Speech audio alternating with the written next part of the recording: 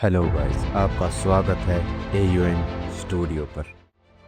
अब बिना किसी देरी के चलते हैं सीधा final destination blood lines movie की तरफ।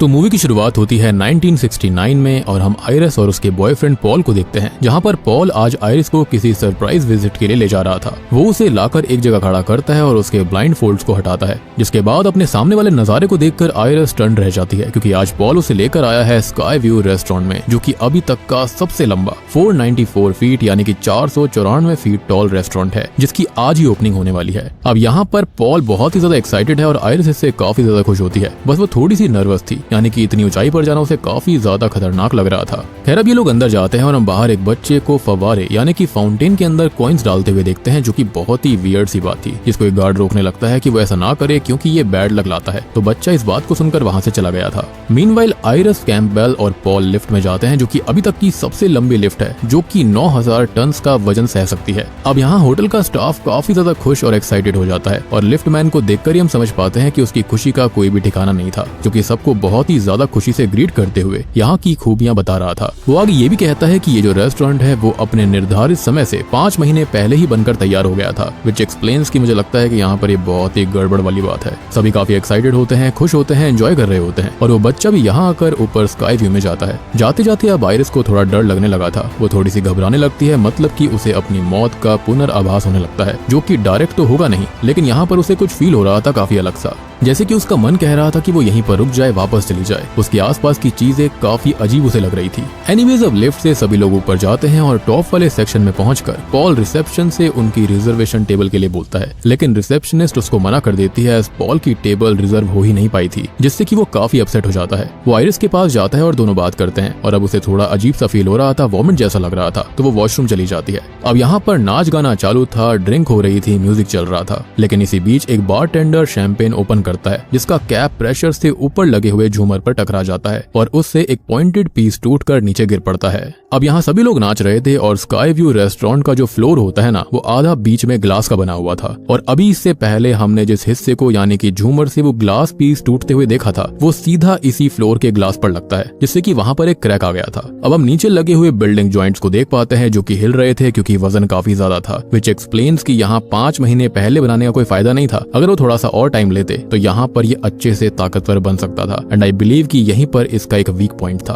अब आयरिस को इस रेस्टोरेंट के अंदर परफॉर्मेंस दे रही सिंगर उसके बेटे के साथ मिलती है, जो कि आयरिस से बात करते हुए पूछती है कि वो प्रेग्नेंट लग रही है, तो कितना समय हुआ है, जिस पर वो बताती है कि 2 महीने, लेकिन ये बात उसने अभी तक पॉल को नहीं बताई थी और वो डर रही थी, विच एक्सप्लेन्स कि उसको वॉमिट क्यों आई और उसको अजीब भी फील क्यों हो रहा था।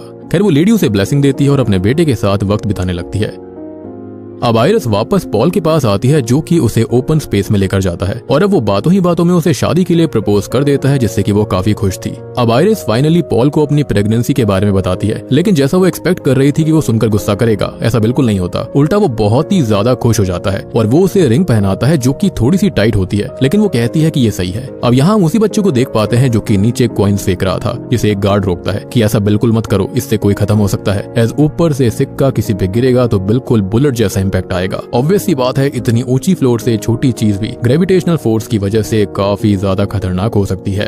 खैर, वो बच्चा उसकी बात नहीं मानता और सिक्का फेंकता ही रहता है, जो कि हवा के प्रेशर से वेंट्स में घुस जाता है और एक फैन में अटक जाता है। और आप यहाँ पर ध्यान रखिएगा कि ये जो सिक्के हैं ना, ये बहुत ही ज्यादा इंपॉर्टेंट है यहाँ पर। खैर, यहाँ आयरिस, कैम्पबेल और पॉल बाकी लोगों के साथ नाच रहे थे, जिससे धीरे धीरे वो क्रैक बढ़ता जाता है और वो काफी ज्यादा बड़ा हो चुका था। वहीं दूसरी ओर वो सिक्का फैन से निकलकर एक पाइप में लगकर दूर उछल जाता है और अब यहाँ पर फ्लेमेबल गैस भी लीक हो रही थी। आयरिस और पॉल काफी खुश थे, नाच रहे थे, लेकिन इनके बारे में उसे कोई अंदाजा ही नहीं था। खैर, तभी आयरिस को वहां पर आभास होता है, तो वो खुद ही पीछे हटने लगती है और उस ग्लास सेक्शन से दूर हो जाती है, जिसके हटते ही ग्लास सीलिंग टूट गई थी और अब एक साथ कई सारे लोग 494 फीट की ऊंचाई से नीचे गिरने लगते हैं। अब आयरिस पॉल को बचाने की कोशिश करती है, लेकिन वो भी नीचे गिर जाता है और खत्म हो जाता है, यानी कि यहाँ पर कांच टूटने के साथ साथ आयरिस के सपने भी टूट गए थे, चकनाचूर हो गए थे। अब यहाँ वो बिल्डिंग जॉइंट्स भी टूट जाते हैं और दूसरी ओर केओस क्रिएट होने लगता है और वहाँ पर एक लेडी जो होती है उस पर आग लग जाती है, जो कि भाग रही थी, लेकिन एक वेंट के पास वो आती है, जहाँ पर वो गैस भी लीक हो रही होती है और अब वहाँ पर भयानक आग फैल गई थी।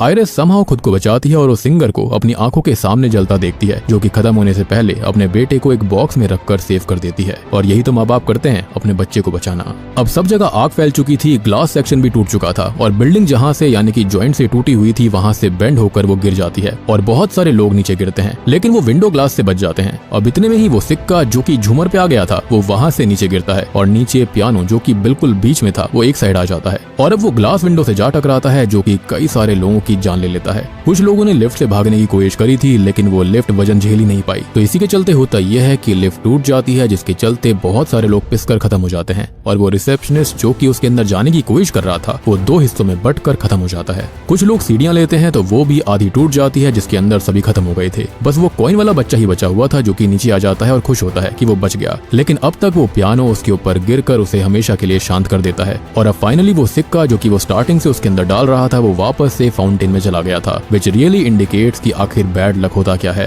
अब यहाँ पर हम शॉकिंगली देख पाते हैं कि खाली आयरिस अकेली बची हुई थी, जिसे उस सिंगर का बेटा मिलता है, जिसे वो बचाने की बहुत कोशिश करती है, लेकर जाने लगती है, लेकिन अब वो दोनों भी फिसल कर लटक जाते हैं। जिसमें होता यह है कि आयरिस की फिंगर के अंदर जो पॉल की पहनाई हुई रिंग थी वो एक जगह फंस गई थी, जिसमें आयरिस की रिंग के साथ स्किन भी उखड़ जाती है और अब वो दोनों भी नीचे गिरकर खत्म हो जाते हैं। खैर अब यहाँ पर सीन शिफ्ट होकर प्रेजेंट टाइम में आता है और यही फाइनल डेस्टिनेशन ब्लड लाइन्स की इंट्रोडक्शन थी। और मेरे ख्याल से स्टार्ट ही इतना तगड़ा हुआ है तो आगे तो क्या क्या होगा, तो इसके लिए आगे देखते रहिए। खैर अब यहाँ से सीन शिफ्ट होकर प्रेजेंट टाइम में आता है, जहाँ पर हम स्टेफनी नाम की लड़की को देखते हैं, जिसे आयरिस और उस समय पर हुए डिजास्टर के भयानक नाइटमेयर्स बार बार आते रहते थे, जिससे कि वो बहुत ही ज्यादा परेशान रहने लगी थी। अब वो अपनी फ्रेंड से बात करती है और बताती है कि आयरिस असल में उसकी ग्रैंड मदर है, जिनसे वो कभी भी नहीं मिली, लेकिन फिर भी वो उसे सपने में क्यों दिखती है, वो हादसा क्या था और क्या हुआ था, वो सब कुछ सोचने लगती है। सवाल उसके पास काफी सारे थे और जवाब ढूंढने के लिए वो अपने घर पर जाती है, जहाँ पर उसके पिता और भाई चार्ली उसको मिलते हैं। उसकी माँ मतलब कि आयरिस की बेटी डार्लिन उसे 10 साल की उम्र में छोड़कर ही कहीं चली गई थी। अब स्टेफनी अपने पिता से आयरिस के बारे में बात करती है, लेकिन वो ज्यादा कुछ नहीं बताते, तो वो अपने भाई चार्ली के साथ अपने मामा हावर्ड के यहाँ पर जाती है और अपने बाकी कजन से भी मिलती है।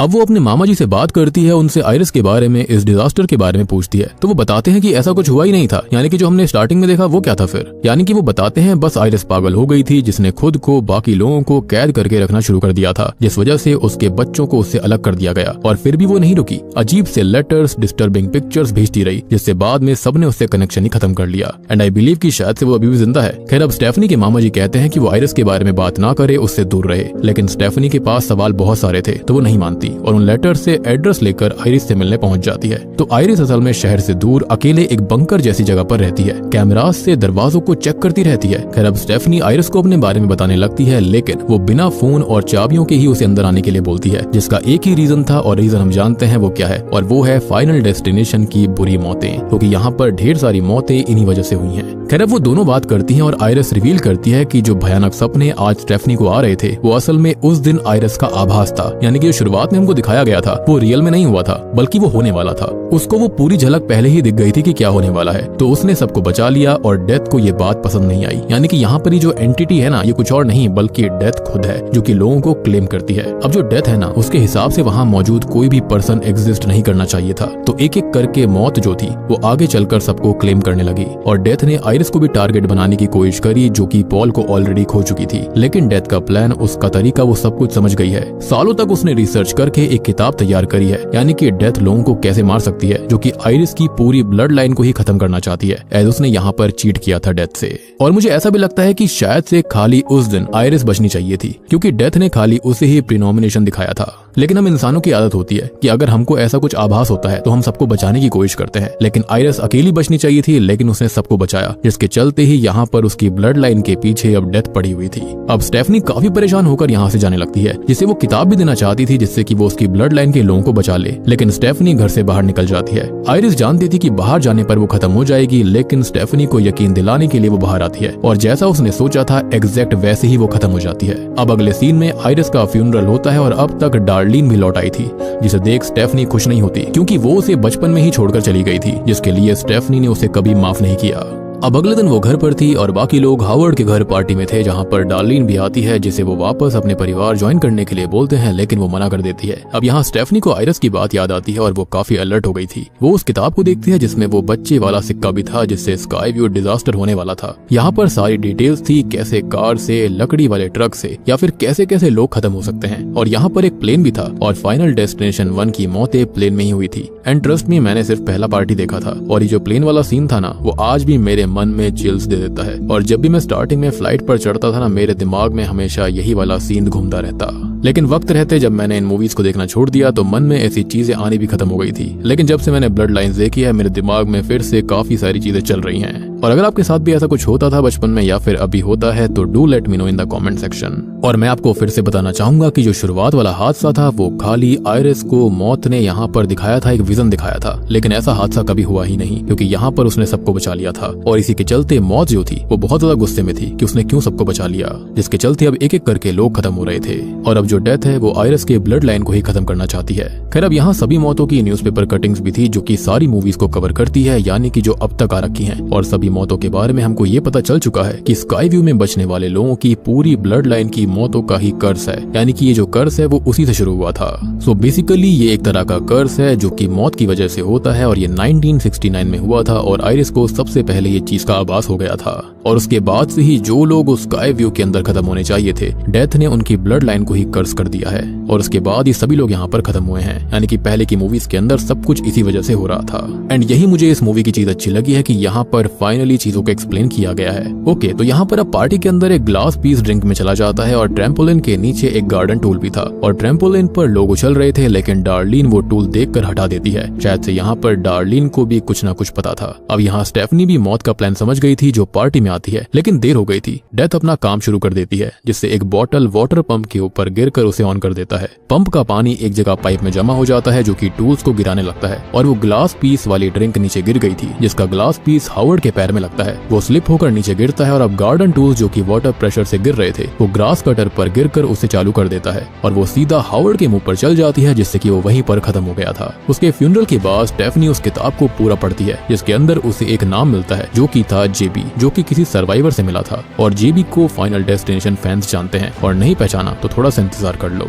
स्टेफनी अपना फैमिली ट्री भी बनाती है, जिसके अंदर पॉल, उनके बच्चे हावर्ड और डार्लिन, और आगे हावर्ड के बच्चे जैसे कि बॉबी, एरिक और जूलिया। वहीं डार्लिन के बच्चे स्टेफनी और चार्ली। वो ये सब अपने परिवार को समझाती है, बताती है कि उस दिन सबको स्काई व्यू के अंदर खत्म होना था, लेकिन आयरिस ने सबको बचा लिया। असल में डेथ का काम तब अधूरा रह गया था, तो वो लौट कर आई है और अपने विक्टिम्स को क्लेम कर रही है। और सबसे बड़ी बात कि जो विक्टिम्स बचने ही नहीं चाहिए थे, उन्होंने अपना परिवार शुरू कर लिया। तो अल्टीमेटली ये फैमिली ट्री कभी होना ही नहीं चाहिए था। इसके चलते डेथ उन सबको भी क्लेम कर रही है और धीरे धीरे, यानी कि सालों से ऐसा हो रहा था, यानी कि 1969 से ही अब डेथ जो है वो आयरिस के ब्लड लाइन को खत्म कर रही है, जिसके अंदर वो ऑर्डर के हिसाब से ही चलेगी। तो सबसे पहले ओल्डेस्ट यानी कि सबसे बूढ़ा हावर्ड खत्म हुआ और अब बाकी है उसके बेटे एरिक, फिर जूलिया और फिर बॉबी। और फिर बारी आएगी डार्लिन और उसके बाद बेटी स्टेफनी और बेटे चार्ली की। अब उसकी इन बातों पर कोई विश्वास नहीं करता, सभी उसको आयरिस की तरह पागल समझ रहे थे, जिससे कि वो काफी परेशान हो जाती है। और तब उसको फील होता है कि आयरिस को कैसा फील हुआ होगा। तभी सेम रात हम एरिक को देखते हैं जो कि अपने टैटू पार्लर पर था और यहाँ पर वो अपने पिता की याद में टैटू बना रहा था। तभी वहीं पर टेबल पर म्यूजिक बेस से सामान गिरता है जो कि केमिकल बॉटल गिरा देता है।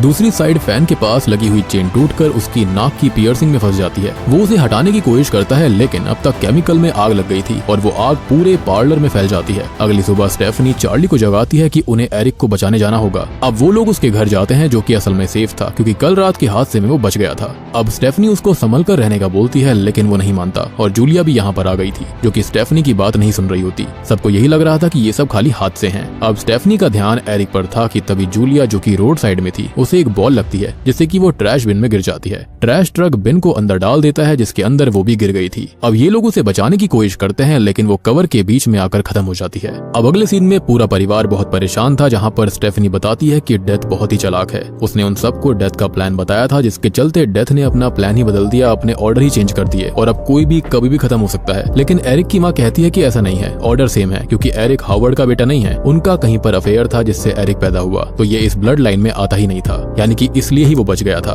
और जूलिया जो है वही हावर्ड की पहली संतान थी, तो वो खत्म हो गई। एरिक इस बात से दुखी होता है और अब स्टेफनी कहती है कि उन्हें बॉबी को बचाना होगा। अब वो बताती है कि किताब के अंदर मैथ्स की तरह बताया गया है कि मौत से कैसे बचना है और अभी उनको जेबी को भी ढूंढने जाना होगा। अब डार्लिन कहती है कि उसे आयरिस के लेटर से पता चला था कि जेबी असल में किसी हॉस्पिटल में काम करता है। सभी लोग वहां पर जाने लगते हैं और बॉबी भी सेफ रहने उनके साथ जाता है, जिन्हें एरिक भी ज्वाइन करता है। अब रास्ते में स्टेफनी डार्लिन से बात करती है और डार्लिन कहती है कि उसने बचपन से आयरिस को मौत से डरते देखा और वो खुद स्टेफनी और चार्ली की मौतों का सोचने लगी, लेकिन ऐसा करके वो अपने बचपन की तरह उनका बचपन भी खराब कर देती, तो वो उनको छोड़कर चली गई थी। फाइनली वो लोग हॉस्पिटल जाकर जेबी से मिलते हैं, जिसे हमने प्रीवियस मूवीज के अंदर भी देखा है, जिसे हम डेथ ही समझते थे और कुछ का मानना था कि वो एक एंजल है जो कि डेथ को रोक सकता है। लेकिन यहाँ पर रिवील होता है कि ये उस सिंगर का बेटा है जो कि उस दिन स्काई व्यू पर बच गया था। जी हाँ, अब आगे उसने आयरिस को ढूंढा, उससे मिला, दोनों ने रिसर्च करी और बाद में दोनों को कैंसर हो गया। वो आगे कहता है कि डेथ से बचने के दो ही तरीके हैं, एक तो किसी को मार दो तो उसकी जिंदगी उस पर्सन को मिल जाएगी, या फिर खुद को खत्म कर लो। और ऐसा एक लड़की कर चुकी है जो कि खत्म हो गई थी, लेकिन बाद में उसे मेडिकल केयर से जिंदा कर दिया गया था, जो कि मौत के टारगेट लिस्ट से ही बाहर निकल गई, यानी कि साइकिल टूट गया था, सर्कल टूट गया था। मौत को ऐसा लगा कि उसने उसको क्लेम कर लिया, जिसके चलते वो बच गई। अब जेबी आगे कहता है कि अब उसे भी कैंसर है, तो वो अपना आखिरी समय अच्छे से बिताना चाहता है और वहां से चला जाता है। एंड इन रियल लाइफ भी कैंसर की वजह से लेजेंड टोनी टॉड हमारे बीच में नहीं है, सो रेस्ट इन पीस। अब यहाँ पर स्टेफनी सोचने लगती है कि उन्हें क्या करना होगा। वहीं एरिक बॉबी को अपने साथ ले जाता है। वो कहता है कि उसे एलर्जी है पीनट से, जिसे वो खाएगा तो बीमार होगा और खत्म हो जाएगा। फिर वो उसे आखिरी मोमेंट पर बचा लेंगे, यानी कि साइकिल टूट जाएगी। अब ये लोग पीनट बिस्किट्स लेते हैं, लेकिन वो मशीन में फंस जाता है, जिस पर एरिक गुस्से में हाथ मारता है। तो असल में वहाँ का ग्लास ही ब्रेक हो गया था। वो मशीन को टिल्ट करके बिस्किट निकालता है, जिसमें स्प्रिंग बाहर आ जाती है। अब ये दोनों सामने ही मौजूद MRI रूम में जाते हैं, जहाँ पर मशीन ऑन होने से मैग्नेटिक फील्ड तेज होने लगती है, जो कि एरिक की बॉडी की पियर्सिंग को खींचने लगी थी। और उसके पीछे चेयर भी थी और वो भी मशीन में आती है, तो अब वो क्रश होकर खत्म हो जाता है। और यहाँ पर आप ज्यादा दिमाग मत लगाना कि ऐसा कैसे हो गया, ये मूवीज हैं, यहाँ पर कुछ भी हो सकता है। और सबसे बड़ी बात कि यहाँ पर डेथ जो है वो हर चीज को ताकतवर बना रही थी। एनीवेज बॉबी अभी जिंदा था, लेकिन नर्स जब दरवाजा ओपन करती है, जिससे कि सामने वाली वही स्प्रिंग टूटकर मशीन पर आती है और वो रास्ते में खड़े हुए बॉबी के सर को ही चीर देती है, जिससे कि वो भी खत्म हो जाता है, यानी कि डेथ ने और भी लोगों को क्लेम कर लिया। खैर अब तक स्टेफनी बहुत ज्यादा परेशान हो गई थी, क्योंकि डेथ को ट्रिक करने पर चीजें और खराब होती हैं। वो डार्लिन और चार्ली से बात करती है, जहाँ पर डार्लिन कहती है कि वो आयरिस वाले कैबिन में रहेगी, जहाँ पर आयरिस डेकेड्स तक सेफ थी, तो वो भी वहीं पर रह सकती है। लेकिन वो दोनों उसके साथ जाते हैं। अब उनके जाने के बाद हम उस कॉइन को देखते हैं, जो कि वहाँ पर गिर गया था, जिसे एक लेडी अपने पास रख लेती है। और मैं आपको एक बार फिर से याद दिलाना चाहूंगा कि फर्स्ट पार्ट से लेकर अब तक जो लोग भी खत्म हो रहे थे, वो असल में 1969 में स्काई व्यू पर ही खत्म हो जाने चाहिए थे, लेकिन वो लोग बच गए। उन्होंने अपना परिवार चालू कर दिया, जिसके बाद डेथ उन सबको ही क्लेम कर रही थी। और जब तक ये सारे के सारे लोग खत्म नहीं होंगे, डेथ रुकने नहीं वाली। और मुझे तो यहाँ पर एक और चीज लगती है कि जो डेथ है ना, वो पक्का उसने जानबूझकर आइस को ये विजन दिया होगा, क्योंकि वो जानती है कि इंसान कैसे होते हैं, वो लोगों को बचाएंगे, जिसके चलते डेथ को ढेर सारे लोग मिलेंगे खत्म होने के लिए। और मुझे तो ऐसा लगता है कि यहाँ पर एक डिमोनिक कर्स है, ये पक्का कोई डीमन है जो कि डेथ को कंट्रोल कर रहा होगा, या फिर कुछ भी हो सकता है। लेकिन सोच कर देखो कि अगर ऐसा दिखा दिया जाए कि आगे कोई रिचुअल करा गया था, जिसके चलते ऐसा कोई डीमन यहाँ पर आ गया जो कि इस तरह की चीजें कर रहा है, तो ये कितना वाइल्ड हो सकता है। एनीवेज अब यहाँ पर कैबिन लॉक्ड हो रखा था, तो स्टेफनी मेन एंट्रेंस तोड़कर अंदर जाती है, जिससे लाइट केबल डिस्टर्ब होती है, स्पार्किंग शुरू हो जाती है। उसका सीट बेल्ट अटक गया था और वो डार्लिन से कहती है कि वो अंदर जाए ताकि वो बचे, तो स्टेफनी खुद भी सेफ रहेगी। लेकिन अंदर एक पिन टूटकर गिरती है, जो कि सिलेंडर ऑन कर देता है और स्पार्क से ब्लास्ट हो गया था। इम्पैक्ट से ट्रक पानी में गिर जाता है, जिसमें स्टेफनी डूबने लगती है। अब यहाँ पर डार्लिन पर एक पिलर गिरने से वो खत्म हो गई थी और चार्ली स्टेफनी को बचाने जाता है, जो कि बेहोश हो जाती है, जिसे वो होश में लेकर आता है। वो कहता है कि वो खत्म हो चुकी थी, तो अब वो जिंदा है, मतलब कि साइकिल टूट चुकी है। लेकिन दोनों ही अपनी माँ डार्लिन के लिए काफी दुखी होते हैं। अब अगले सीन में चार्ली अपनी डेट के घर पर जाता है, जिसके साथ स्टेफनी भी गई थी। बेसिकली जो आयरिस के कैबिन के अंदर ये लोग गए थे, वो डार्लिन की आरवी के अंदर गए थे और आरवी के अंदर ही सीट बेल्ट वगैरह अटक गई थी। और बात करें चार्ली के बारे में, तो उसने सीट बेल्ट को हटाकर स्टेफनी को बचा लिया था, उसको CPR दिया था, यानी कि उसने भी डेथ को चीट कर लिया। अब हम देखते हैं कि पास में ही वो लेडी कुछ सामान ले रही होती है, जिससे कि वो सिक्का स्लिप होकर रेलवे ट्रैक में फंस गया था, जो कि एक काफी अलार्मिंग बात है, यानी कि सिचुएशन अभी भी सुधरी नहीं है। और यहाँ पर मैंने आपको स्टार्टिंग से कहा था कि जो कुछ भी स्टार्ट हुआ था वो इस सिक्के से ही होने वाला था, और अब देखो यहाँ पर जो कुछ खत्म होगा वो भी इसी सिक्के से होगा। यहाँ पर स्टेफनी और चार्ली को डॉक्टर मिलते हैं, जो कि बताते हैं कि उस दिन स्टेफनी बस बेहोश हुई होगी, वो मरी नहीं थी, जिसको सुनकर देखकर दोनों परेशान हो जाते हैं क्योंकि साइकिल अभी भी जारी है। यानी कि खत्म होना मतलब होता है कि दिल की धड़कन रुक जाए, सांस रुक जाए, सब कुछ बिल्कुल खत्म, और उसके बाद उसको प्रॉपर तरह से रीजनरेट करा जाए, तब माना जाता है कि हाँ वो खत्म हुआ था। लेकिन उन लोगों ने कभी भी डेथ को चीट नहीं करा, जिसके चलते ये काफी परेशान हो जाते हैं। उनको पता चल गया था कि डेथ उनके पास आने वाली है, तभी वहाँ पर अजीब से आभास उनको होने लग गए थे। अब इतने में ही ट्रेन जो होती है वो उस सिक्के की वजह से, यानी कि सिक्का ट्रैक के अंदर फंस गया था, जिसकी वजह से ट्रेन जो होती है वो पटरी से फिसल कर रोड पर आ गई थी। अब स्टेफनी और चार्ली बहुत तेज भागते हैं, उनको लगता है कि शायद वो बच गए, लेकिन तभी ट्रेन के ऊपर से जो लकड़ी के बड़े बड़े लट्ठे होते हैं ना, वो नीचे गिर जाते हैं और एक एक करके दोनों को खत्म कर देते हैं। एंड आई बिलीव कि ये बहुत ही ब्रूटल मौत थी इस फिल्म के अंदर। लिटरली जो लकड़ी के लट्ठे होते हैं वो इन दोनों के ऊपर चले गए थे, दोनों ही क्रश हो गए थे। और यहाँ पर हम देख पाते हैं कि जो कर्स है और डेथ है वो जारी थी। इसके बाद हम कई सारी न्यूज़पेपर कटिंग को देख पाते हैं कि जो फैमिलीज बच गई थी, जिनके परिवार बने हुए थे, वो सब एक एक करके मारे जा रहे थे। और बूम, इसी के साथ में final destination the blood lines movie यहीं पर खत्म हो जाती है। तो दोस्तों ये थी in depth explanation of blood lines, यानी कि the final destination blood lines film की कहानी। उम्मीद करता हूँ कि अब आपको सारी की सारी मूवीज समझ में आ गई होंगी कि आखिर उनका कॉन्सेप्ट था क्या। वहाँ पर मौतें रैंडमली नहीं हो रही थी, बल्कि उसका रीजन यही सब था। एंड ये चीज मैंने बहुत पहले ही सोच ली थी कि यहाँ पर पक्का ऐसा ही कुछ हुआ होगा। मैंने सोचा भी था कि मैं इससे पहले एक वीडियो ले आता हूँ, लेकिन आपने जैसा देखा होगा काफी टाइम से चैनल पर कोई वीडियो भी नहीं आई थी, तो कुछ पर्सनल प्रॉब्लम्स चल रही हैं, जिनकी वजह से मैंने यहाँ पर वीडियो अपलोड नहीं करी। इनफैक्ट मैंने वीडियो की स्क्रिप्ट भी बनाकर रखी हुई थी, लेकिन मैंने सोचा चलो कोई बात नहीं, अब मूवी आई गई है तो उसके बारे में हम डिटेल में एक्सप्लेन कर देंगे। तो उम्मीद करता हूँ कि अब आपको ये मूवी और सारी की सारी टाइमलाइन, सारी चीजें अच्छे समझ में आ गई होंगी। एक कर्स था जो कि मौत की वजह से शुरू हुआ था, आयरिस की वजह से शुरू हुआ था। आयरिस को यहाँ पर काफी सारी चीजें दिखाई दी थी, जिसके चलते उसने सभी लोगों को बचा लिया था, जो कि उस दिन 1969 में स्काई व्यू पर खत्म होने वाले थे। लेकिन हुआ ये कि उसने सबको बचा लिया, उसी के चलते उनके परिवार बन गए थे और डेथ को ये चीज बिल्कुल पसंद नहीं आई। उसके बाद से ही एक एक करके लोग खत्म होना शुरू हो गए थे, और जब तक ये सभी लोग खत्म नहीं होंगे तब तक मौत नहीं रुकने वाली। वीडियो पसंद आई हो तो लाइक कर देना, चैनल के ऊपर नए हो तो सब्सक्राइब कर लीजिए। तो मैं आप सबको मिलता हूँ अगली वीडियो के साथ में, तब तक के लिए